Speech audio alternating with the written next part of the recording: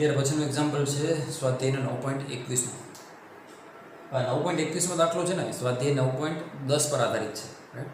તો અહીંયા સાઈડમાં જ મેં આકૃતિ બનાવી દીધી છે. રકમ તમારી પાસે ચોપડીમાંથી તમે જોજો રાઈટ. હું મોઢું ભૂલી જાઉં છું. એના પરથી આપણે 9.21 દાખલો ગણશું રાઈટ. સ્વાધ્યાયનો લેન્ધી દાખલો છે હેલો કાંઈ છે નહીં પણ સ્ટેપ બાય સ્ટેપ ગણતા જઈએ રાઈટ. સ્વાધ્યાય 9.10 સંપાત થતી મુખ્ય અક્ષ પર બે લેન્સો વચ્ચેનું અંતર 8 સેન્ટીમીટર હોય તો 9.10 માં એવું કીધું કે બે લેન્સ એકબીજાને અડીને રાખ્યા છે, એકબીજાના સંપર્કમાં રાખ્યા. બે લેન્સ વચ્ચે જરાક પણ અંતર નથી. 9.21 માં પૂછે કે એ જ બે લેન્સ છે, કેન્દ્ર લંબાઈ એક હતી પણ એ બે વચ્ચે 8 સેન્ટીમીટરનું અંતર છે. તો બે સંજોગોમાં તમારે સમતુલ્ય કેન્દ્ર લંબાઈ શોધવાની છે, સંયોજનની કેન્દ્ર લંબાઈ શોધવાની છે. મેં એક વિડીયોમાં તમને એક સૂત્ર લખાવ્યું સંયોજનનું, આપણે મેં થિયરી ભણાવી ત્યારે કે બે લેન્સ વચ્ચે જો અંતર નથી તો સંયોજનની કેન્દ્ર લંબાઈનું સૂત્ર શું છે?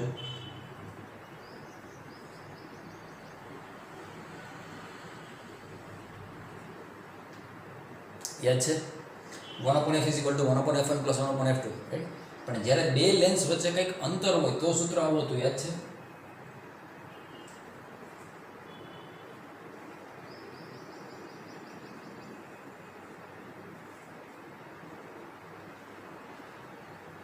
(1/f = 1/f1 + 1/f2 - d/f1f2 right.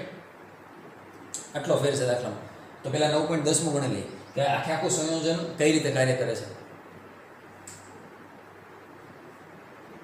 તમે જાણો છો સંયોજનની કેન્દ્ર લંબાઈના સૂત્રમાં કે પાવરમાં જ્યારે પણ તમે બહિર્ગોળ લેન્સ સાથે ડીલ કરતા હોય તેનો પાવર હંમેશા ધન અને કેન્દ્ર લંબાઈ ધન.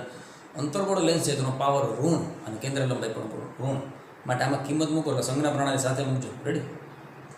તો બહિર્ગોળ લેન્સ છે કેન્દ્ર લંબાઈ 30 પણ કેવી +30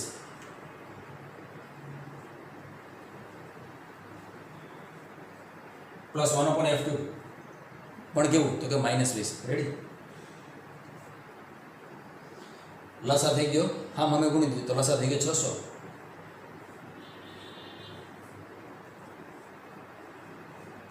અને અંશમાં થઈ ગયા 20 - 30 કારણ કે આ માઇનસ એટલે અહીં શું આવશે માઇનસ આવશે રેડી.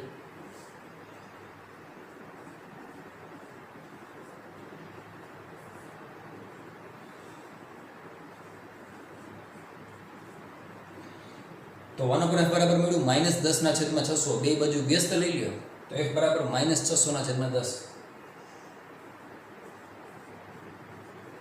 -60 સેન્ટીમીટર. હવે કેન્દ્ર લંબાઈ માઇનસ આવી એનો મતલબ શું સૂચવે કે આખું જ્યાં આ સંયોજન છે આખું સંયોજન એ કેના તરીકે વર્તશે તો કે એક અંતર્ગોળ લેન્સ તરીકે વર્તશે. અથવા તમારી ચોપડીમાં એવો આન્સર આપ્યો છે કે આખું સંયોજન અપસારી લેન્સ તરીકે વર્તે. અપસારી એટલે અંતર્ગોળ, અભિસારી એટલે બહિર્ગોળ રેડી. તો કેન્દ્ર લંબાઈ જો ધન આવી હોય તો કે આખું સંયોજન બહિર્ગોળ લેન્સ તરીકે અથવા અભિસારી લેન્સ તરીકે વર્તે. આન્સર ઋણ આવ્યો એનો મતલબ કે આખું જે સંયોજન છે એ કેવી રીતે વર્તશે તો કે અપસારી લેન્સ તરીકે વર્તશે.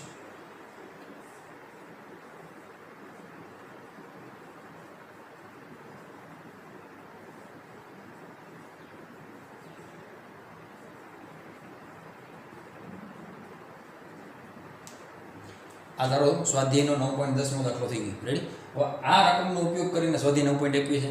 તો આમાં આપણે એવું કહે છે કે બે લેન્સ વચ્ચે પહેલાં આપણે 8 સેન્ટીમીટરનું અંતર આપી દઈએ તો ઇફેક્ટિવ ફોકલ લેન્થ એટલે કે સંયોજનની કેન્દ્ર લંબાઈ શોધો રાઈટ. અસરકારક કેન્દ્ર લંબાઈ. તો સૂત્ર શું છે 1/f1 + 1/f2 - d/f1f2. આમાં કિંમત મૂકીએ તો સંજ્ઞા પ્રણાલી સાથે તો મૂકો કિંમત.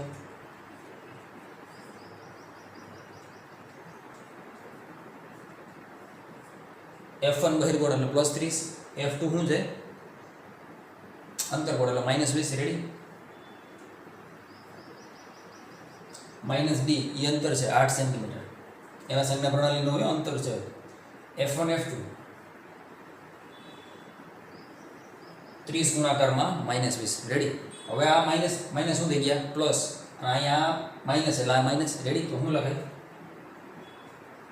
1/30 - 1/20 + 8/600 રેડી. હવે આપણે લસા લઈ લઈએ તો લસા કેટલો થાય 600 એટલે અહીંયા કેટલા આવે 20 અથવા બધાને આને જો 20 થી ગુણતા આને 30 થી ગુણતા અંશ છેદ એટલે એ થઈ ગયું રેડી. તો 20 - 30 પ્લસ 8/600 આ શું થઈ ગયું તારું 1/f એટલે આ કેટલું થયું તો કે -10 અને +8 એટલે -2 20 ને 8 28 -30 એટલે -2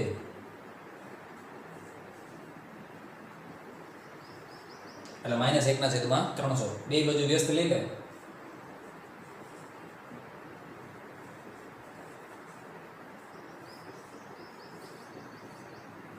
એટલે આપણને સંયોજનની કેન્દ્ર લંબાઈ મળી -300 સેન્ટીમીટર. હવે 9.21 નો પહેલો પાર્ટ આપણને એવું પૂછે છે કે જ્યારે આના પર આપણે કોઈ સમાંતર પ્રકાશની કિરણાવલી આપાત કરીએ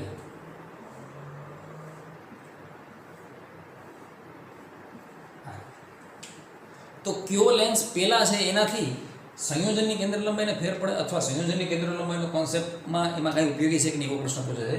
એ પ્રશ્ન હું ચોપડીમાંથી વાંચું છું.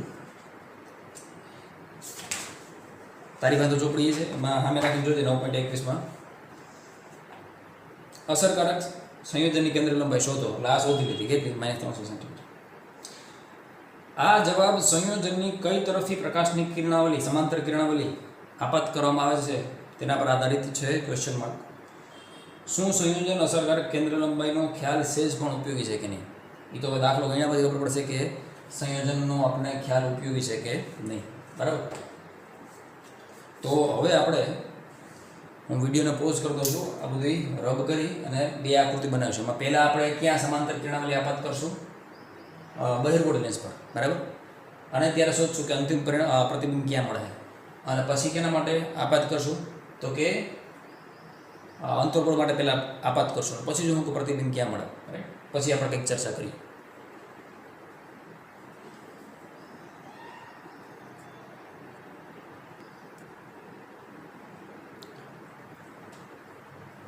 અહીંયા મેં જે આકૃતિ ડ્રો કરી છે એમાં પહેલો પાર્ટ આપણે એવું લઈએ કે પહેલાં પ્રકાશના કિરણો ક્યાં પડે છે સમાંતર કિરણાવલી બહિર્ગોળ લેન્સ માટે. રાઈટ. હવે તમે જાણો છો કે સમાંતર કિરણાવલી આપાત થાય ને મતલબ કે વસ્તુ ક્યાંય છે અનંત અંતરે. તો પહેલા લેન્સ માટે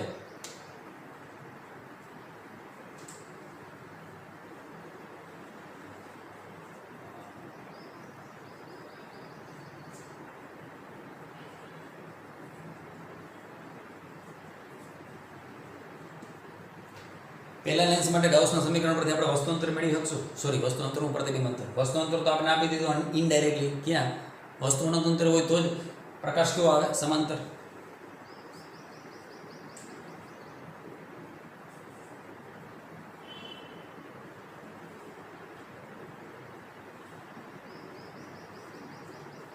મેં આની પહેલાંના વિડીયોમાં કીધું ને કે લેન્સ માટે ગાઉસનું સમીકરણ છે 1/f = 1/v - 1/u. પહેલા લેન્સ માટે f1 બીજા માટે f2. રેડી. તો કિંમત મૂકી દે 1/, બહિર્ગોળ લેન્સ માટે કેન્દ્ર લંબાઈ ધન એટલે +30 બરાબર 1/v1 - 1/∞. એનો મતલબ 1/v1 બરાબર 1/30. એનો મતલબ કે v1 બરાબર +30 સેન્ટીમીટર. હવે સમજો કે પહેલા લેન્સ માટે જે પ્રતિબિંબ મળ્યું એ 30 સેન્ટીમીટર મળે. એ તો ન્યા જ મળે ને. એની કેન્દ્ર લંબાઈ 30 છે. હમણાં તો સમજાયું કે સમાંતર આપાત થાય તો ફોકસ પર જ ભેગા થાય. અહીંથી 30 સેન્ટીમીટર જે પ્રતિબિંબ મળે એ આ અંતર્ગોળ લેન્સ માટે આભાસી વસ્તુ તરીકે કાર્ય કરશે. ઉતરેશ ભેજામાં. રેડી.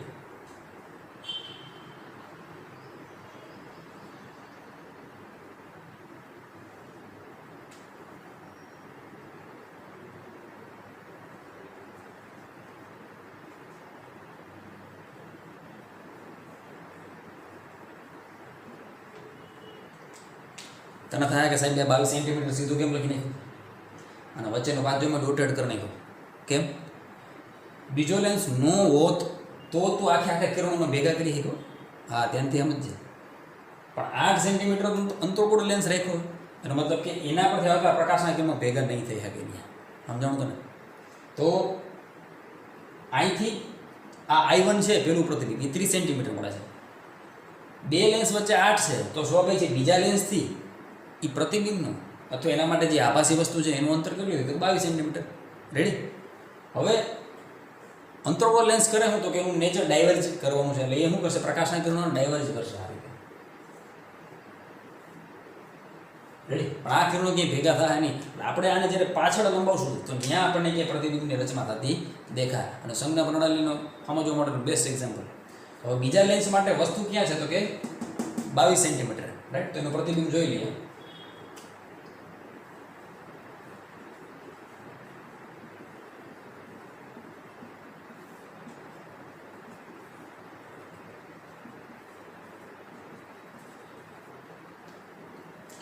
વસ્તુ અંતર +2200. કેમ? કારણ કે એ વસ્તુ અંતર તમે આપાત પ્રકાશની દિશામાં માપો છો. રેડી. અહીંથી આમ, એટલે એ +22 થયું. અંતર્ગોળ લેન્સની કેન્દ્ર લંબાઈ શું -20, એટલે f માઇનસ આવશે અને u શું આવશે પ્લસ. 1/20 બરાબર 1/v2 -1/22. આ -22 આ બાજુ આવે તો પ્લસ. 1/v2 બરાબર 1/22 -1/20. હા અમે ગુણી દે. 1/v2 બરાબર 20 -22/22 ગુણાકારમાં 20. રેડી. બે બાજુ વ્યસ્ત લઈ લે. હજી એક સ્ટેપ કરનાર. અંશમાં 20 -22 એટલે -2 છેદમાં 22 ગુણાકારમાં 20. રેડી.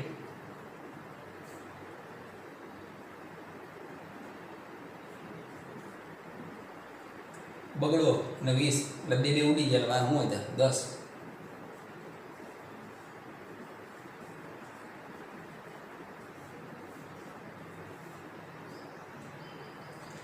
આન્સર માઇનસ આવ્યો. એનો મતલબ કે આ લેન્સથી હવે જે તું અંતર માપીશ એ આપાત પ્રકાશની વિરુદ્ધ દિશામાં છે. પ્રકાશ આમ આવે છે, તું માપીશ આમ તો જ આ અંતર માઇનસ આવ્યું હોય. અહીં તો મેં તને શીખવાડ્યું હમણાં કે અંતર્ગોળ લેન્સ એ પ્રકાશને શું કરશે, ડાયવર્જ કરશે. એટલે આ પ્રકાશના કિરણો ક્યાંય એકબીજાને છેદશે નહીં. તો વ્યક્તિ એનું પ્રતિબિંબ બનાવવા માટે શું કરશે તો કે આ બે પ્રકાશના કિરણોને પાછળ લંબાવશે.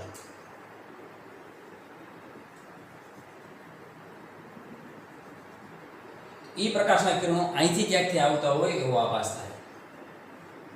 રેડી. એટલે આભાસી પ્રતિબિંબ રચાશે અને એ કેટલું છટું છે તો કે બીજા લેન્સથી -220 સેન્ટીમીટર. તારી ચોપડીમાં એ આન્સર 216 લખ્યો છે. એનું કારણ શું? એને એ અંતર ક્યાંથી માપ્યું તો કે બે લેન્સના સંયોજનનું મધ્યબિંદુ. મધ્યબિંદુ ક્યાં છે? અહીં.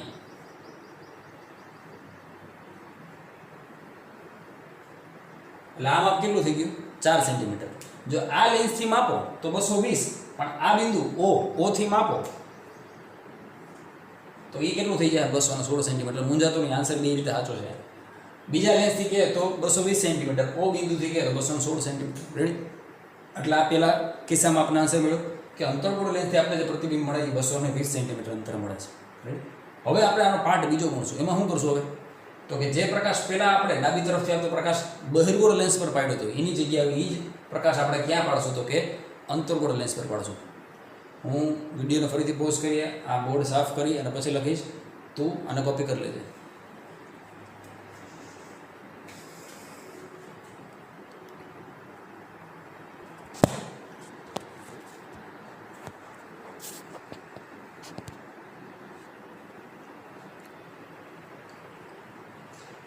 હવે આમાં આપણે આકૃતિને ફેરવી નાખી.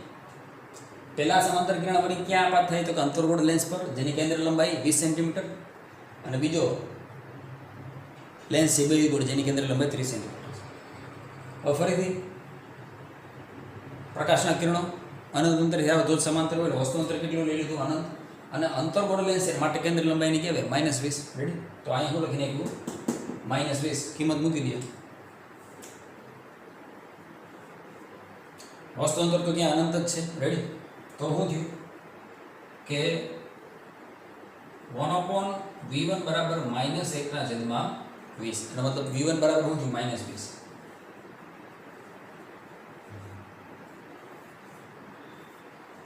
હવે હમણાં જ મેં કીધું કે અંતર્ગોળ લેન્સનું નેચર શું છે? ડાયવર્જિંગ પ્રકારનું છે. કિરણોને દૂર ફેલાવશે. તો આ કિરણો દૂર ફેલાણા એટલે આ ભેગા તો નહીં થાય. એટલે હવે તમે પાછળ લંબાવો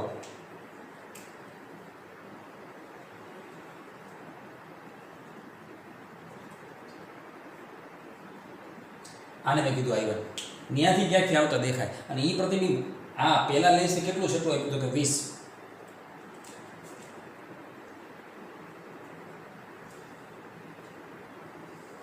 અહીંયાથી કેટલું છેટું છે 20.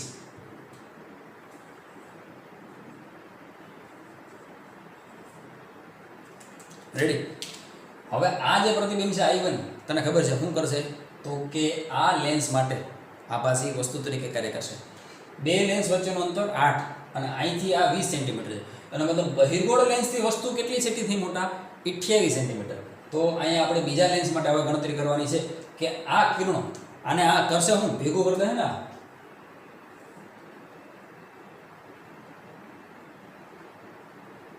બહિર્ગોળ લેન્સ માટે આ વસ્તુ શેના તરીકે કાર્ય કરશે તો કે બહિર્ગોળ લેન્સ માટે આ પ્રતિબિંબ વસ્તુ તરીકે કાર્ય કરશે અને કેટલી છેલ્લી છે તો કે 28 સેન્ટીમીટર.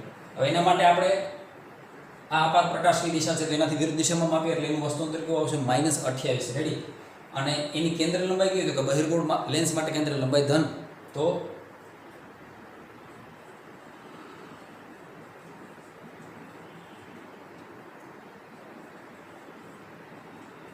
એકના છેદમાં +30 બરાબર 1/v2 સંજ્ઞા પ્રણાલી એમાં લાગુ નહીં પડે શોધવાનું છે. અને u2 શું આવશે તો કે પ્લસ ની પણ -28. રેડી. આ માઇનસ માઇનસ શું થઈ ગયા પ્લસ.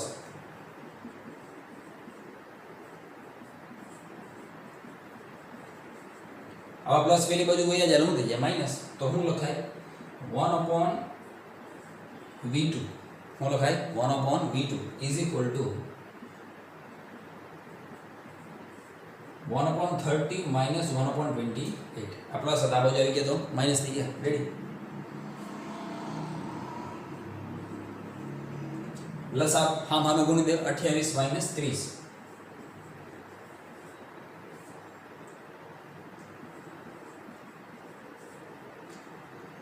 ના છેદમાં 28 ગુણાકારમાં 30 બે બાજુ વ્યસ્ત લઈ લે.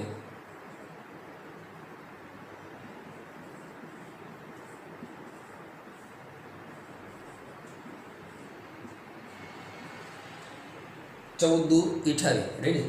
એટલે અંશમાં 1 અને છેદમાં 14 13 42 એટલે 420. સો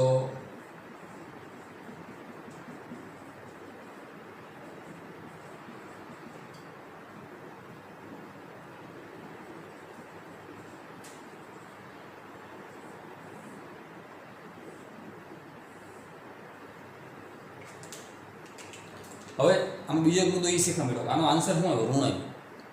એનો મતલબ એ થયો કે આ બહિર્ગોળ લેન્સમાંથી આવતા પ્રકાશના કિરણો એટલા બધા કેન્દ્રિત ન થયા કે જેના કારણે એનું વાસ્તવિક પ્રતિબિંબ મળે. રેડી. તો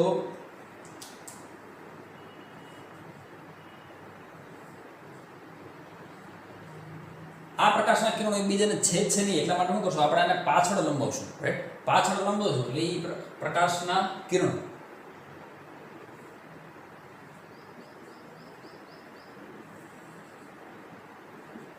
આટલા બધા દૂરથી આવતા જાણે ડી અંતર છે આપણા માટે 420 સેન્ટીમીટર. અથવા જો સેન્ટરથી માપશો સેન્ટર O થી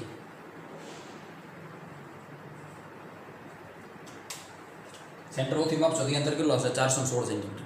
મોટા ભાગના વિદ્યાર્થીઓના મનમાં એવો ડાઉટ હોય કે બહિર્ગોળ લેન્સ છે ને એટલે ભેગા જ કરે કેન્દ્રિત જ કરે પણ એનો આધાર પરિસ્થિતિ માથે છે. આનું રે ડાયાગ્રામમાં બે ઇમેજ આ બાજુ બની. જો આ આન્સર +420 આવ્યો તો અહીંથી આ બે કિરણો આપણે વાસ્તવમાં ભેગા કરી અને છેદાવત અને ન્યાય વાસ્તવિક પ્રતિબિંબ બને ઉતરે ભેજામાં. એટલે રે ડાયાગ્રામ બનાવશો અને સમજશો તો તમારા કોન્સેપ્ટ ક્લિયર થાય. બાકી દાખલો કોઈ જેવું થાય. રેડી. આ માઇનસ આવે એનું મિનિંગ સમજાવવું જોઈએ અને તમારે આમાં પરીક્ષામાં નથી ડ્રો કરવાનું મને ખબર છે. રાઈટ. આ કાંઈ ડ્રો ન કરો સીધી કિંમત મૂકી દીધી હાલે પણ તમારું બેઝિક અન્ડરસ્ટેન્ડિંગ તો જ બનશે જો તમે આનું મિનિંગ સમજશો તો. એવું જરૂરી નથી કે બહિર્ગોળ લેન્સ પર જે પ્રકાશના કિરણો આપાત થાય બની શકે કે લેન્સ એને એટલા વાંકા નથી વાળી શકતું તો એ નહીં છે. રાઈટ. તો એને શું કરવું પડશે પાછળ ભેગા કરવા પડશે આ રીતે. રાઈટ. તો એકવાર આપણને આન્સર કેટલો આવતો હતો આની પહેલાંના દાખલામાં 220 ન્યા પ્રતિબિંબ મળતું હતું ઓથી. અને એકવાર પ્રતિબિંબ ક્યાં મળ્યું તો કે 416. એનો મતલબ કે બેમાંથી એકમાં કાંઈ મેળ નથી. લેન્સની જો પરિસ્થિતિ બદલી નાખો તો ઇમેજ બદલી જાય. એનો મતલબ કે ક્વેશ્ચનમાં પૂછો ચોપડી કે હું આપણે લેન્સની અદલા બદલી કરવાથી આન્સરમાં ફેર પડે તો જવાબ હું આવે? હા, 100% ફેર પડી જાય. અને અહીંયા અસરકારક સંયોજનની કેન્દ્ર લંબાઈનો આપણને કોઈ લાભ રહે નહીં, કારણ કે પરિસ્થિતિ બદલી ગઈ. બે જગ્યાએ અલગ અલગ જગ્યાએ શું મળે? પ્રતિબિંબ. એનો મતલબ કે અહીંયા આપણને શેનો લાભ નથી મળતો? અસરકારક સંયોજન, મતલબ જે કેન્દ્ર લંબાઈ છે એનો લાભ નથી મળતો. આગળ આ દાખલામાં, સોરી આ નહીં, આ તો ભૂંગી નાખ્યું. અને પેલા 9.10 હતો, જ્યાં બે વચ્ચે કોઈ અંતર નહોતું, તો ત્યાં ગમે ત્યાંથી પ્રકાશના કિરણો આવે, કાંઈ ફેર ન પડે, ટ્રાય કરી લેજે. તો ત્યાં અસરકારક સંયોજન કેન્દ્ર લંબાઈનો જે કોન્સેપ્ટ છે એ લાગુ પડશે. પણ જ્યારે અહીંયા બે વચ્ચે કંઈક અંતર છે ત્યારે લાગુ પાડી શકાતો નથી. ઉતરેશ બેજામાં. તો આ 9.21 દાખલાના હું બે પાર્ટ બનાવીશ. એક પાર્ટ આ વિડીયોમાં આપ્યો છે, રાઈટ. આનો જે પાર્ટ બી છે હે, હું આના પછીના વિડીયોમાં બનાવીને મોકલીશ. એટલે એક જ દાખલો છે પણ બે દાખલાનો બનેલો છે. એક 9.10 અને 9.21નો પાર્ટ એ, અને બીજો છે એ 9.21નો પાર્ટ બી. રેડી?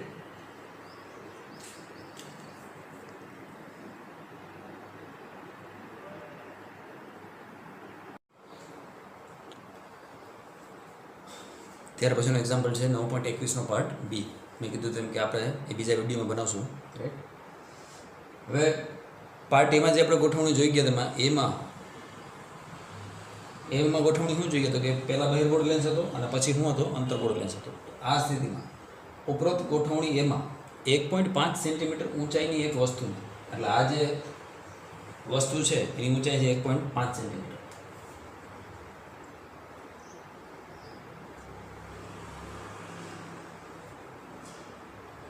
જેને આપણે કહીએ height of object, HO 1.5 centimetre છે. આવી એક વસ્તુના બહિર્ગોળ લેન્સથી 40 સેન્ટીમીટર દૂર મૂકવામાં આવે છે. અને મતલબ કે પહેલા લેન્સથી વસ્તુ અંતર કેટલું થઈ ગયું? તો કે 40 સેન્ટીમીટર. આકૃતિમાં બતાવ્યું છે. આ સ્થિતિમાં બે લેન્સના સંયોજનથી મળતી મોટવણી, સમજજો ધ્યાનથી. આપણે થિયરીમાં શું શીખ્યા કે બે લેન્સનું સંયોજન હોય ત્યારે કેન્દ્ર લંબાઈનો સરવાળો, પાવરનો સરવાળો, પણ મોટવણીનો ગુણાકાર. એટલે પહેલાં આપણે આના દ્વારા પહેલા લેન્સ દ્વારા મળતી મોટવણી મેળવશું, ત્યાર પછી બીજા લેન્સ દ્વારા મળતી મોટવણી, એ બે મોટવણીનો ગુણાકાર કરશું ત્યારે આપણને બે લેન્સના સંયોજનથી મળતી મોટવણી મળશે. એટલે ગુજરાત બોર્ડમાં જ્યારે પણ પ્રશ્ન પૂછાય તો સમજી વિચારીને આન્સર દેવો. અને પછી ફાઇનલી કીધું અંતિમ પ્રતિબિંબની જે છે એ તમારે ઊંચાઈ શોધવાની છે કે આ બેના સંયોજનથી જે પ્રતિબિંબ મળે એ કેવું મળે છે, રાઈટ. તો આપણે શરૂઆત કરીએ. પહેલાં આપણે પહેલા લેન્સની ચર્ચા કરીએ, રાઈટ. તો મોટવણીનું સૂત્ર તમે જાણો છો. મોટવણી બરાબર શું? માનાંકમાં V/U. લેન્સ માટે સૂત્ર શું છે? M = V/U. વસ્તુ અંતર આપણી પાસે છે, પ્રતિબિંબ અંતર મેળવી લે એટલે પહેલા લેન્સની મોટવણી મળી જાય. પહેલાંનું પ્રતિબિંબ બીજા માટે વસ્તુ તરીકે કાર્ય કરશે. એટલે બેની કેન્દ્ર લંબાઈ તો આપી છે. આની કેન્દ્ર લંબાઈ કેટલી છે? 30. આની કેન્દ્ર લંબાઈ કેટલી છે? 20.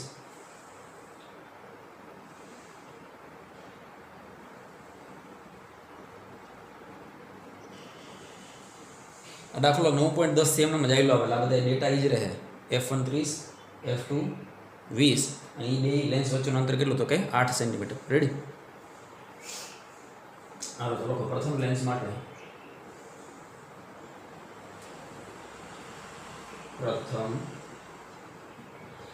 માટે ગાઉસના સમીકરણ પરથી શું લખાય?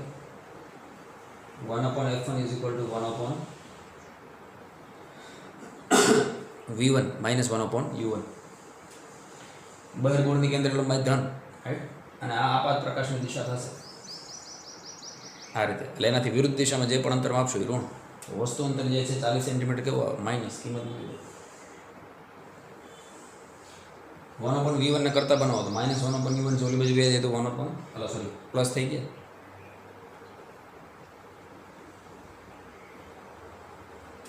હવે કિંમત મૂકી દે. F1 +30 અને U1 -40 વસ્તુ અંતર છે.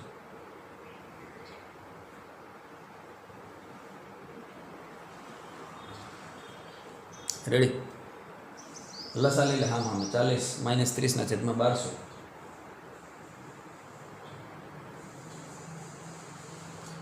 એકના છેદમાં V1 બરાબર 40 - 30/40 ગુણાકારમાં 30. બે બાજુ વ્યસ્ત લઈ લે તો V1 બરાબર થઈ ગયું 40 ગુણાકારમાં 30/10. 40માંથી 10 જાય તો કેટલા વધે? સોરી, 40માંથી 30 જાય તો 10. 10 3 30. 40 ગુણાકારમાં 3 120.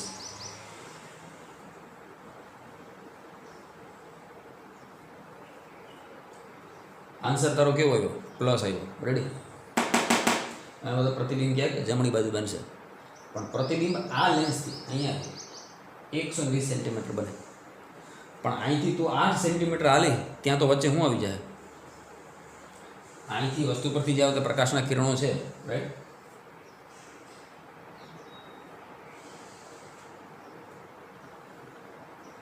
આ બે કિરણો છે, એ બે કિરણો શું નેચર ધરાવશે?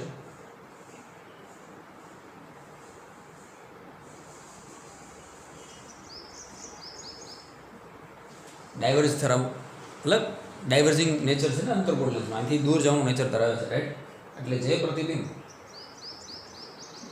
I1 અહીંથી કેટલું હતું? 120 સેન્ટીમીટર.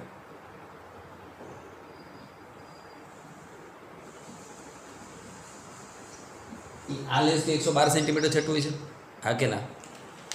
હવે તો મોટે થઈ ગયું હોય ને, પહેલાંનું પ્રતિબિંબ બીજા માટે વસ્તુ તરીકે કાર્ય કરતા, આના માટે વસ્તુ કેટલી છેટી થાય? તો કે બે લેન્સ વચ્ચેનું અંતર 8 સેન્ટીમીટર.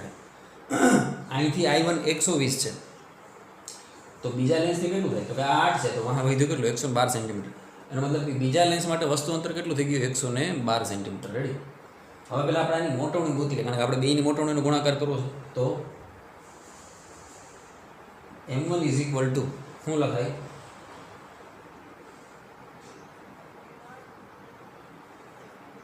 મેં માનાંકમાં V/U લખ્યું છે, કારણ કે આપણે મોટવણીના મૂલ્યથી મતલબ છે. રેડી?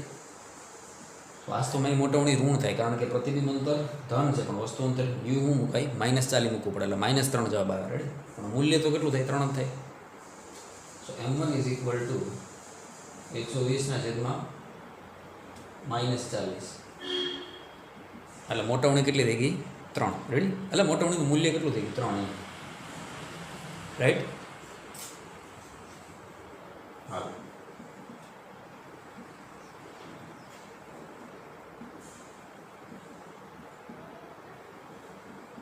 હવે બીજા લેન્સ માટે વસ્તુ અંતર કેટલું થાય? બીજા લેન્સ માટે વસ્તુ અંતર U2 બરાબર શું થાય? તો કે 112 સેન્ટીમીટર. હવે આ લેન્સથી 112 સેન્ટીમીટર કઈ રીતે માપો? આમ માપો તો આ તો આપાત પ્રકાશની દિશામાં થયું, એટલે તો પ્લસ આવશે. અને આની કેન્દ્રીય લંબાઈ કેવી? તો અંતર્ગોળ લેન્સની કેન્દ્રીય લંબાઈ -20. રેડી? લખો. ગાઉસના સમીકરણ પરથી શું લખાય? 1/f2 is equal to 1/v2 minus 1/u2. Ready? 1/v2 નો કરતા બને is equal to 1/f2 minus 1/u2. Ready? હવે F2 -20 અને U2 +112, એટલે બે માઇનસ થઈ ગયા, તો -1/20 -1/112. રેડી? હા, અમે ગુણી દે તો શું થાય? તો કે આ થઈ ગયા -112.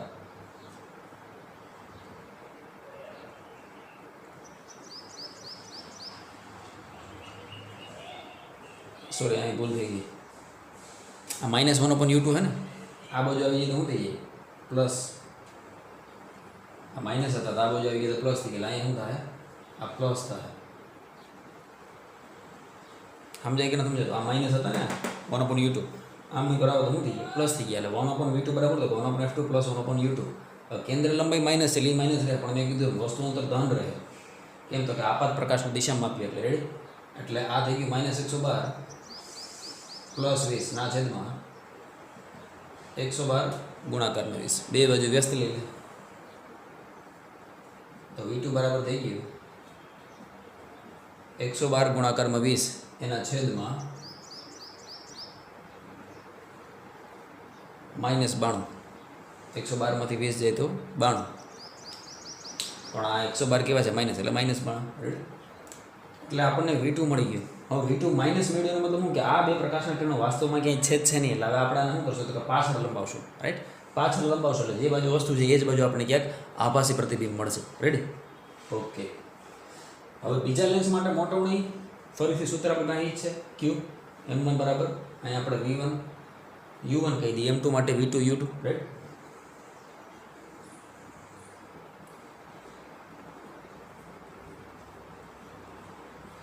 અહીંયા વસ્તુ સોરી પ્રતિબિંબ અંતર ઋણ છે, જ્યારે વસ્તુ અંતર ધન છે, પણ બે માટે ફરીથી આપણે શું લઈ લીધું માનાંક, એટલે પાછો આપણે મૂલ્યમાં જ રસ છે એટલે આન્સર ધન જ આવશે. 112 ગુણાકારમાં 20. રેડી? 112 ગુણાકારમાં 20 એના છેદમાં શું છે 12 લખાય. આ તો ખાલી V2 જ લખો. U2 શું છે તો કે U2 112 છેદમાં U2 112 દેવું થઈ ગયા. આ માઇનસ માનાંકમાંથી બહાર નીકળે એટલે પ્લસ થઈ ગયા, એટલે ફાઇનલ આન્સર શું થઈ ગયું તો કે M2 બરાબર થઈ ગયું 20/92. અમે કીધું તો એમ કે કેન્દ્રીય લંબાઈનો સરવાળો થાય પાવરનો સરવાળો પણ મોટવણીનો ગુણાકાર. તો બે લેન્સના સંયોજનથી મળતી મોટવણી એવું લખીએ આપણે. બે લેન્સના સંયોજનથી મળતી મોટવણી. નામ આપી દીધું M = M1 × M2. એટલે બે મોટવણીનો ગુણાકાર થાય. પહેલી મોટવણી આપણે કેટલી મળી 3.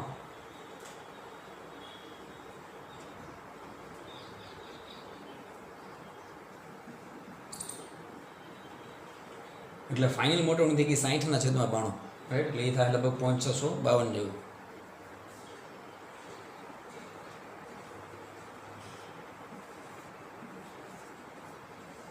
આ તારા દાખલાનો પહેલો આન્સર આવ્યો. પાર્ટ બીનો પહેલો આન્સર શું હતો કે બે લેન્સના સંયોજનથી મળતી મોટવણી કેટલી, તો કે 652 જેટલી મળી. રેડી? હવે તો કે અંતિમ પ્રતિબિંબની ઊંચાઈ શોધો. તો કે મોટવણી તરીકે હાજર છે ત્યારે વસ્તુની ઊંચાઈ હાજર છે, તો મોટવણીનું બેઝિક સૂત્ર શું છે તો કે મોટવણી બરાબર પ્રતિબિંબની ઊંચાઈ ના છેદમાં વસ્તુની ઊંચાઈ. તો આ સૂત્રનો ઉપયોગથી આપણને ફાઇનલ છેલ્લો આન્સર મળી જાય. રાઈટ?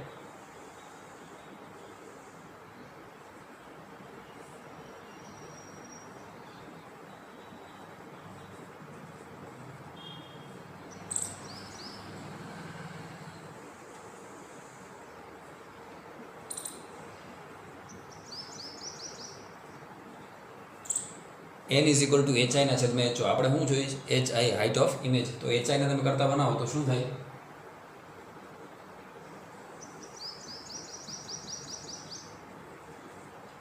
મોટવણી ગુણાકારમાં હાઇટ ઓફ ઓબ્જેક્ટ. મોટવણી કેટલી છે તો કે 652. રાઈટ? ફાઇનલ મોટવણી. અને વસ્તુની ઊંચાઈ કેટલી છે તો કે 1.5 સેન્ટીમીટર.